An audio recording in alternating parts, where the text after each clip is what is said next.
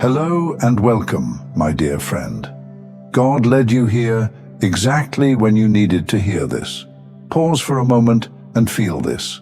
Every time you look in the mirror and allow yourself to exist fully, exactly as you are performing an act of worship. Not a worship of perfection, not a worship of achievement, but a worship of the one who made you, uniquely, perfectly, wondrously. You are a living masterpiece, a composition of divine thought, a proof of God's creativity. And when you love yourself as you are, you honor that creation. You validate the majesty of your Maker. Think of it like a painter stepping back from a canvas. The colors, the brushstrokes, the tiniest imperfections, they all matter. If the painter's work is ignored, the masterpiece goes uncelebrated. But when someone stands before it, appreciates it, notices its details, the painting comes alive. You are that masterpiece. Your self-love is the gaze that brings God's handiwork into full recognition. Too often, we feel the need to earn approval from others, from society, from our family, even from ourselves. Yet, here's the divine truth. You've already earned it. Every scar, every triumph, every quiet act of courage is proof that God's craftsmanship is alive within you. Loving yourself doesn't inflate ego. It reflects back the care, wisdom, and beauty God embedded in you from the very beginning. Imagine a garden. Each flower blooms according to its own time, its own design. You wouldn't shame a rose for not growing like a sunflower, or a tulip for not blossoming in winter. Each bloom is already a miracle. Your existence is the same.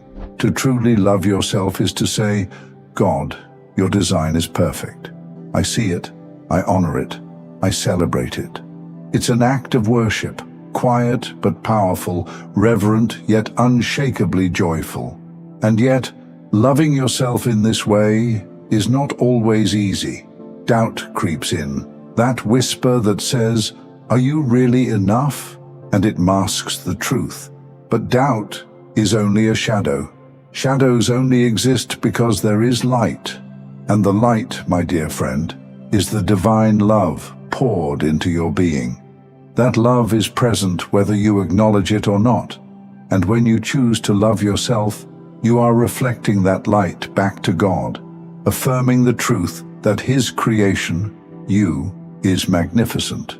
Consider this: God does not need your validation, but the act of recognizing your worth, of embracing your soul, of honoring the divine spark within you, that is a language that reaches God's heart. It's a mirror of worship. It's the quiet, radical acknowledgement that His work matters, that His artistry is visible, that His design is worthy of celebration. And here's the beauty of it.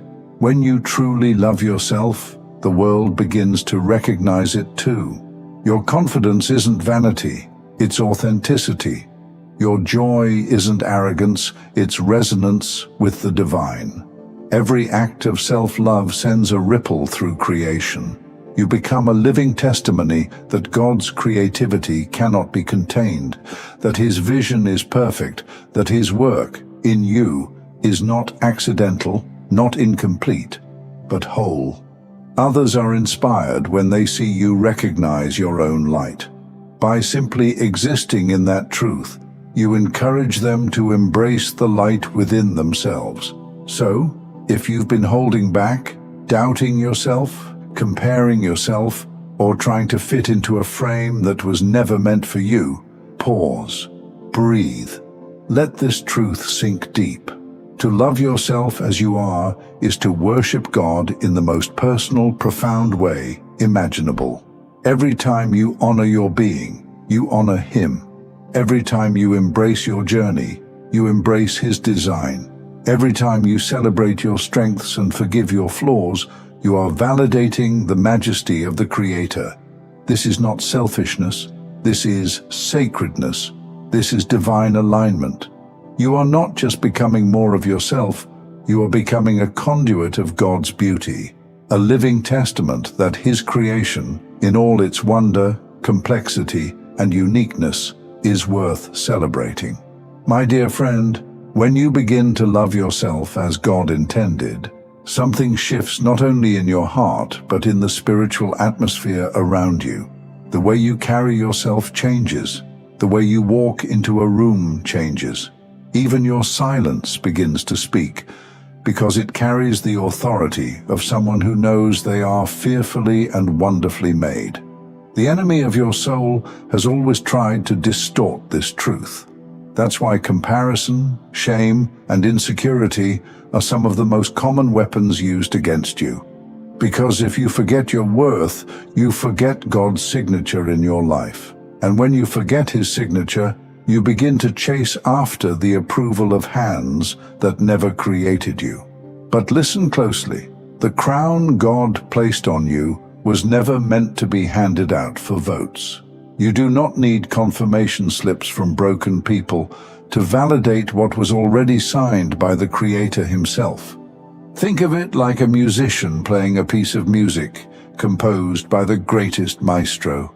Even if the crowd doesn't applaud, the song still carries the brilliance of its composer. You are that song. Your worth doesn't rise and fall with the clapping of others. It rests in the unshakable truth of who composed you. And here's where it becomes sacred. When you begin to honor yourself, you unconsciously give others permission to do the same. Your very existence becomes a sermon without words. A friend who has forgotten their beauty suddenly remembers it when they see how you carry yours. A soul who feels like a mistake begins to wonder if maybe, just maybe, they were designed on purpose too. This is why self-love is not just about you. It is about the ripples that reach beyond your life. It is about participating in God's redemptive work by living as an example of His creativity at its fullest. You don't inspire others by denying who you are. You inspire them by embracing it fully, unapologetically, tenderly. Picture a lantern lit in the middle of a dark field. The lantern doesn't force itself on anyone. It doesn't beg people to come closer. It simply shines. And in its shining, weary travelers find direction. That's you when you choose to embrace yourself as God's creation. You become a guiding light without trying, simply by being. But here's the challenge. The world will sometimes misinterpret your light.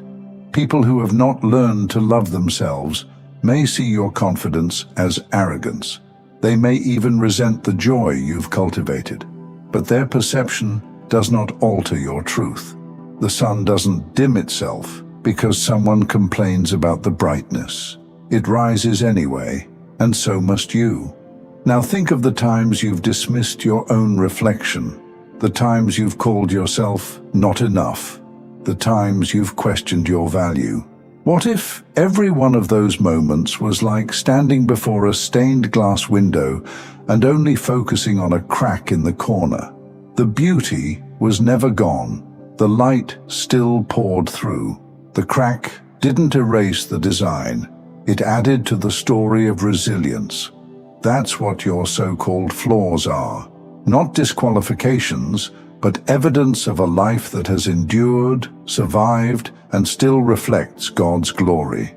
Your scars are not shameful. They are sacred signatures of endurance. Heaven sees them as proof of what you've walked through, and angels marvel at the light that still radiates through them.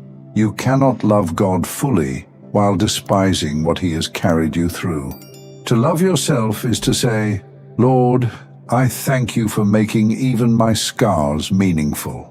And as this truth sinks deeper, you realize something profound. Self-love turns into fuel for divine purpose. When you stop battling yourself, you free up energy to fight for the dreams God placed in you. When you stop doubting your reflection, you have more strength to step into your calling. Loving yourself is not the end. It is the beginning of walking in your destiny with boldness. Because God did not create you to live life half asleep. He did not breathe His Spirit into you just for you to survive. He intended for you to flourish, to create, to love, to heal, to impact lives. And all of that begins with seeing yourself the way He sees you. So hear me. There is no distance left to travel before you become worthy. You are worthy in this moment. There is no permission slip you need to receive before you can embrace yourself. God already handed you the permission when He spoke you into existence. And the moment you live from that truth, everything changes. Fear loosens its grip. Shame loses its voice. Doubt becomes background noise instead of the narrator of your story. Because the God who called galaxies into being also called you, and His voice is final. My dear friend, the love you extend to yourself today is not wasted. It is not small. It is not indulgent. It is an echo of heaven itself. It is a living hallelujah, a declaration that the Creator's work was good, that His masterpiece is still unfolding, that His glory is reflected in every breath you take. So stand tall, not in arrogance, but in reverence, not because you are flawless, but because you are faithfully made. Lift your head, not to prove a point, but to show the world what it looks like when someone dares to love themselves as an act of loving God. Because that's what you are doing every time you look at yourself with compassion, every time you choose to forgive your reflection instead of condemning it, every time you say yes to life instead of hiding in shame. You are worshiping, you are participating in heaven's symphony. And perhaps the most powerful truth of all is this: one day you will stand face to face with the author of your being. And in that moment, I believe He will look at you with love and say, "Thank you for honoring what I created. Thank you for loving yourself enough to reflect my glory back to me." That, my friend, is the highest act of worship. When a word like this lands, your spirit wants to stay in the presence of it. That's why I made Simplified Serenity, a channel with music I've created for prayer, meditation, and deep rest. The link's in the description. I'd love to see you there.